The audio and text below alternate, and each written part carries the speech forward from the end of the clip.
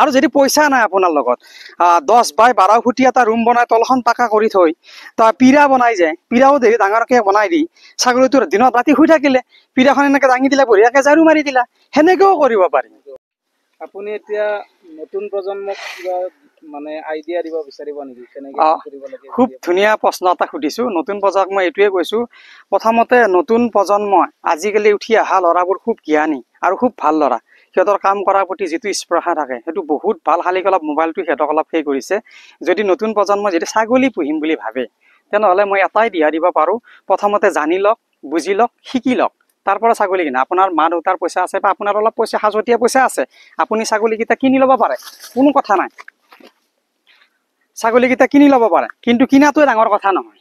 আপুনি এজন ভাল পালকৰ তাত যাক, গোটেই ছাগলীখিনি চাই বুজি শিকি বুজি যদি আপুনি ছাগলী লয়, 10টা মাইকী ছাগলী মতা এটা ছাগলী লয়, বেমাৰখিনিৰ কথা গম পায়, ভেকচিনৰ কথা গম পায়, ট্ৰেইনিং এটা লৈ যদি ছাগলী কৰে, ছাগলীত যথেষ্ট লাভ আছে। কাৰণ ছাগলী এনেকুৱা এটা বস্তু, হিন্দুৱেও খায় মুছলমানেও খায়, ইয়াত কোনো ভেদ নাই। আৰু ছাগলী চলি থাকিব। আজিৰ পৰা সৰুৰ পৰা মই এতিয়ালৈ ডাঙৰ হ'লো, মাংসৰ দাম আজিলৈ ছাগলীৰ কমা নাই। চব বস্তুৰে কেতিয়াবা বহুত বাঢ়ি যায়, কেতিয়াবা কমি যায়। মাঘৰ বিহুত যি 30-40 টকা বাঢ়ে আৰু সেইটো নকমে। এতিয়া 1 কেজি মাংসত 700 টকা। এটা পঠা কাটিলেও বা এটা খাচী কাটিলেও আপোনাৰ 7,000-8,000 টকা পায়। তো ছাগলী কৰি এখন ঘৰ সুন্দৰকৈ পৰিচালনা কৰিব পাৰি। আপোনাৰ কোনোবা যদি নতুন পালকে ছাগলী পালন কৰিম বুলি ভাবে, একদম ন্যূনতম কিমান টকাৰ পৰা আৰম্ভ কৰি পালন কৰিব পাৰে? পইচা পাতিটো হৈ যাব। প্ৰথম কথা এটা ভাল মন থাকিব লাগিব। মন যদি এটা থাকে, যদি কাম কৰাৰ প্ৰতি ধৈৰ্য একাগ্ৰতা নিষ্ঠা সহকাৰে থাকে, পইচা মেনেজ হৈ যায়। তথাপিতো কিবা এটা কাম কৰিবলৈ মূলধন এটা লাগে। যদি 50,000 টকা থাকে বা 80,000 মান টকা লাভ হয়, যদি ঘৰৰে বা বেত এনেকৈ থাকে, তেনেহ'লে মইতো 2টা ছাগলীও ফাৰ্ম কৰিব পাৰি। যে এনেকুৱা নহয় যে মোৰ হাতত পইচা নাই, তো সি ফাৰ্ম নকৰিব নেকি? 2টা মাইকী ছাগলী ল'লেই হ'ল, বা প্ৰথম অৱস্থাত যদি গাভিনী ছাগলী 2টা লয়, সেনেকৈও কৰিব পাৰে। তথাপিতো যদি ফাৰ্ম এখন কৰাই, তথাপিতো 10টা মাইকী ছাগলী মতা এটা ছাগলী লাগে। 10টা ছাগলীত 10,000 কৰি হ'লেও 1 লাখ টকা, মানে মোটামুটি 50,000 টকাৰ পৰা এখন ফাৰ্ম আৰম্ভ কৰিব পাৰি। যদি লোকেল ছাগলী হয় 2,500 বা 3,000তে পালে, 2,500 বা 3,000 টকাত যদি লোকেল 10টা মাইকী ল'লে, তাৰ পৰা মতা এটা ল'লে, ভাল এটা উন্নত মানৰ মতা ল'লে 10,000 টকাত আপোনাৰ মোটামুটি 50,000 টকাত হৈ যায় ফাৰ্ম এখন। কিন্তু তাকে আৰু যদি অলপমান উন্নত কৰিব বিচাৰে, তেনেহ'লে ক্ৰছ টাইপ ছাগলীবোৰক 7, 8, 9, 10 বা 12 মানত ভিতৰত পাই যাব। পাই পেলাই আপোনাৰ মতা এটা বঢ়িয়াকৈ লওক। সেনেকৈ ছাগলী পালনৰ কাৰণে পৰিৱেশটো কেনেকুৱা হৈছে বুলি? ছাগলীৰ কাৰণে পৰিৱেশ এটা লাগে অলপমান। যদি আপোনাৰ খোলা মাটি বা 1 বিঘা মানো মাটি থাকে, বা কাষত গছ লতা এনেকৈ বন থাকে, যিটো পৰিৱেশ মোৰ মানে ভগৱানৰ আশীৰ্বাদ। পালনৰ কাৰণে যিটো ঘৰ মানে প্ৰস্তুত কৰিব লাগে, এই ঘৰটোৰ কিবা নিয়ম আছে। সদায় সূৰ্যৰ পোহৰ, য'ত সূৰ্যৰ পোহৰ পৰে সেনেকৈ ঘৰটো বনাব লাগে।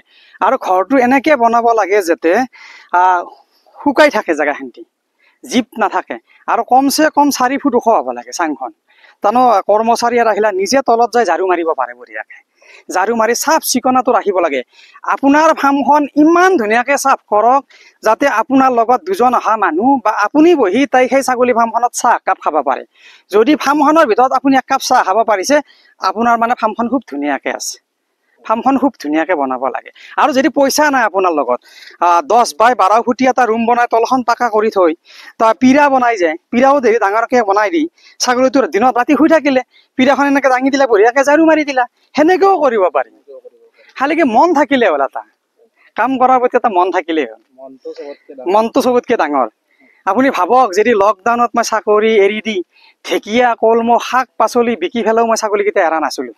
বন্ধনৰ পৰা লোনটো ল'লোৱে, কিন্তু বন্ধনতো সপ্তাহে কিস্তি মাৰিব লাগিব। মইতো যিটো পইচা পালোঁ সেইটোতো ছাগলী কিনিয়ে পালোঁ 80,000 টকাত।